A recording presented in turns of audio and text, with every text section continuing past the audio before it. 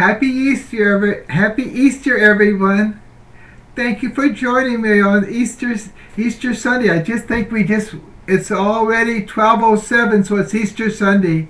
I still wearing my Easter outfit here. Someone gave it a couple of years ago, and I just wear it just for special occasions. Even has French cuffs, but it's really fancy. This band, you see, this black band, I wear that all the time. It says penitent. If I wore gunny sacks, sackcloth and stuff at church, they would come and get me with white coats on. But it means penitent. I do sit in the back where the penitents are, way back in the back of church. So I'm very comfortable back there with my not sackcloth, but penitent. Anyway, that's another story. Oh, I want to show you one of my Easter customs. This is a Easter lamb. It is from Germany, for Deutschland. Aldi's, is a German Aldi's, a grocery store. That's where I shop a lot. Anyway, they have for each season of Christmas, they have special pastries from Europe, from Germany, and this is my favorite. My mother used to make these for us kids, for our family, lamb cakes. I remember she used coconut for their wool. This one just has powdered sugar on it, I think. Anyway, it's just beautiful. It doesn't cost very much either. Nothing costs very much at Aldi's, but about $3 and something. But anyway, I just was so glad to get it, and it comes in like a little purslane. It's put in there. It's got a window. It's lined with green. It's in a beautiful spring flowers there. It's very lovely. Anyway, those who don't have time to make a lamb, a pastry lamb, Easter lamb cake, they could just go to Aldi's and get it. God bless you. I just wanted to show you that. I just love lambs anyway. Next to donkeys, they're my favorite biblical animal. And I have two Mary's Little House lamb dogs. They look just like lambs. So I'm very happy to have them running around looking like lambs. God bless. Sometimes they eat even grass like lambs. I got to remind them that they're dogs. That Peanut and Angel I'm talking about. Anyway, so Aldi's. I just love it. I'm going to eat it tomorrow. I might eat it tonight, some of it tonight. Okay. What I wanted to do tonight for Easter, so it's sort of Easter now already, I said, well, what was the grace of Easter? Every feast has a grace and something that's really, really substantial and good. And Easter is the greatest feast we have. It's the most important feast we have. It's the basis of our faith. St. Paul says, if we didn't have Easter, if we didn't have the resurrection, everything would fall apart. Everything would be meaningless. But Jesus is risen, and has overcome the world. And it's a new creation. The Holy Father in his homily, when did he make his homily? On Easter, the vigil of Easter, and he said, the Sabbath was the last day, the seventh day in Genesis, and that was important. It was all part of the creation story. It wasn't sort of tacked on there. It was part of how God created and gave us this rest at the end of it. That this is the marvels of God's love gives us the freedom to serve him and to rest with him and in him. But anyway, something very drastic happened to change from the seventh day to the first day, to Sunday. And that drastic happened with that important event, something very new introduced in the history of man. Jesus rose from the dead. And so the Christians very normally shifted from the Sabbath, the Jewish Sabbath, or the Sabbath of the seventh day, to the first day of the week, because Jesus rose from the dead. It's a new creation. Now my point, that's what the Holy Father was talking about, creation. It's a new creation, something entirely new. So and remember, the first day in the Genesis thing, he reminded us, was creation, the beginning of creation, when God started to create that day. So so he created the world the first day, and he redeemed us by the Lord's resurrection, made a whole new creation. We're new. We're newly created. We're new. We have new life with with God's grace and baptism. And we enter into the Jesus' risen life. We share Jesus' the life, eternal life of the risen life of Jesus, who will never die again. And he was man. Remember what we used to say. I tell you, Jesus is God. He's the second person of the Blessed Trinity. He's the Son of God who became man. He's the same one who from all eternity was in the bosom of the Father. He was God, but he was in every way man except sin. Remember, we say one person, God, the Son of God, that Jesus, the second person of Blessed Trinity, who became man, who became the Son of Mary. So one person and two natures. The nature of God, that's who he was with, and the nature of man in everything. So his humanity will never die, and our humanity will never die too, because we will rise with him, having been brought into his eternal life, by baptism, into his death and resurrection. That we celebrate this. That we're celebrating Good Friday and Easter Sunday. A new creation. That's the point. And I wondered, how am I a new creation?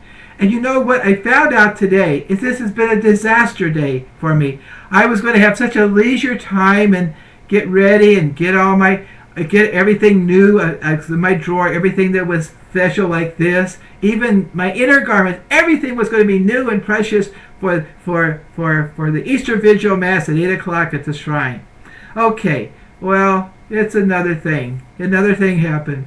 First of all, I had some of my people wanted to do something for me, so they brought a big ham, and we had had our Easter dinner early, and it was wonderful. One of the guests showed up an hour early. I wasn't ready. I wanted the table set really nice, and I said, "Oh my God, I couldn't believe it." And he's very demanding. He was a very demanding kind of person. He needs my attention. It wasn't. I couldn't just sort of set him down somewhere and let me work and get this meal ready. The table set. The people brought the meal, the ham and stuff. Anyway, I said, I was just praying. I was pumping uphill. God, let me show love. Let me show your hospitality. But I didn't want to. It was just the most, the worst scenario for me. And all of a sudden, I realized, I started talking to him, welcoming him in, like I was just waiting for him there. I took him downstairs, showed him all the new stuff we had, the big statue of St. Teresa, almost life-size. He never saw that before.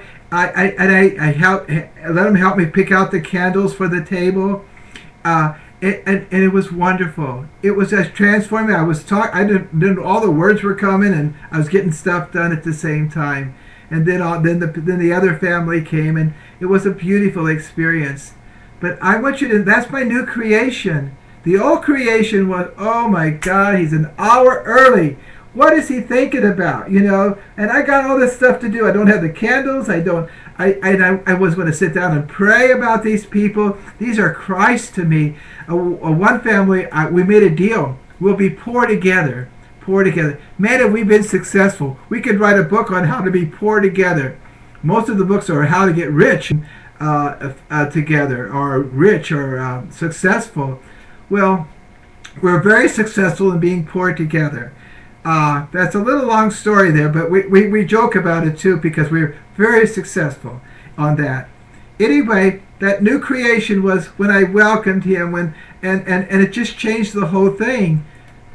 I forgot about the table setting and everything, but I didn't forget about it. I did get the right candles for the candlesticks and all that. I did have everything ready by the time people came. And at the same time, engaged him in conversation and gave him dignity and hospitality. Now listen, I'm not bragging about that, because the old creation was, boy, oh my God, he's here. Doesn't he know any time? Can he read? I would have been complaining and just been resentful and all that. New creation. Okay, well, there I am going to get ready. I'm going to be praying, immerse myself in the mystery of the resurrection. And two things happened. The sump pump went out. Now, the sump pump's very important. You people who have sump pumps, you know what I'm talking about. I was down there vacuuming the water out so it wouldn't go over into the rug and everything down in the basement, in the family room.